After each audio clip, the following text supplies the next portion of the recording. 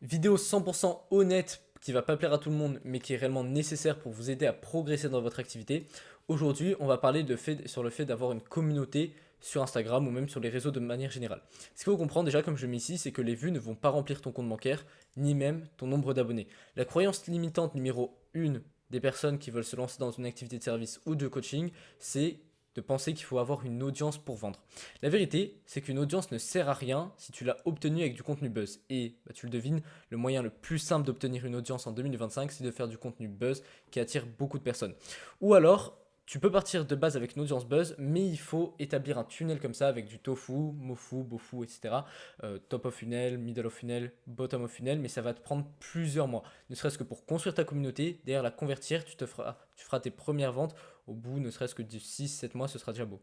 Alors que une audience moyenne intéressée, une petite audience même, mais qui est intéressée par ce que tu fais, sera toujours supérieure à une audience large, mais non nichée. C'est ça qu'il faut absolument comprendre. Vaut mieux avoir 100 personnes qui sont prêtes à en savoir plus sur ce que tu fais que 10 000 personnes qui sont venues comme ça s'abonner parce qu'ils t'ont vu dans l'heure pour toi. Une audience intéressée ne peut être que bénéfique, mais tu dois savoir la convertir. Si tu ne sais pas la convertir, elle va servir à rien. C'est ce que je vais t'expliquer avec ces petits dessins, ces trois situations-là. Si tu as une bonne audience qui est nichée, donc une audience assez grosse, qui est nichée, ce qui n'est pas forcément simple à obtenir, mais qui est possible, avec du temps, le fait de développer sa personal brand, etc.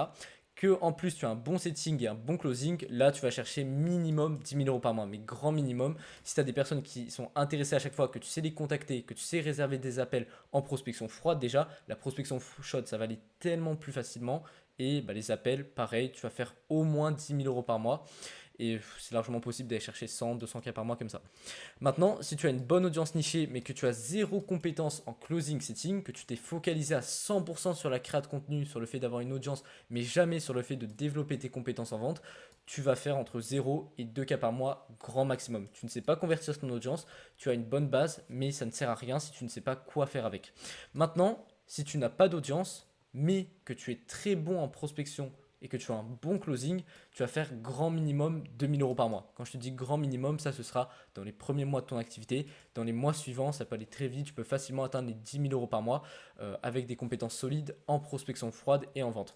Par contre, ce qu'il faut comprendre, c'est que oui, c'est clairement possible de commencer par faire de la publicité et du coup d'atteindre les 2 000 euros par mois assez rapidement de cette façon-là, ou le fait de vouloir directement construire une audience nichée, mais tu vas faire beaucoup moins d'argent sur le long terme. La conclusion que je veux dire par rapport à ça, c'est que tu dois d'abord développer tes compétences en prospection et en vente, tu créeras ton audience une fois ces compétences acquises. Cela demande de l'effort, mais tu feras bien plus d'argent sur le long terme.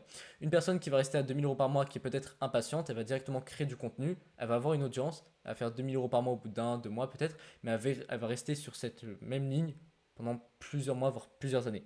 Alors une personne qui se sera fait chier, on va dire comme ça, à prospecter avec de la prospection froide et faire des appels de vente de manière régulière, mais du coup qui n'aura pas mis son focus sur la création de contenu, va certes au début faire un peu moins d'argent, mais sur le long terme, une fois que cette personne-là va commencer à faire de la publicité et la création de contenu, elle va multiplier par au moins 10 les résultats que la personne qui avait voulu commencer par la création de contenu a. Donc, ça pour dire, commence d'abord par développer les compétences en setting et en vente, et la création de contenu, ça viendra plus tard.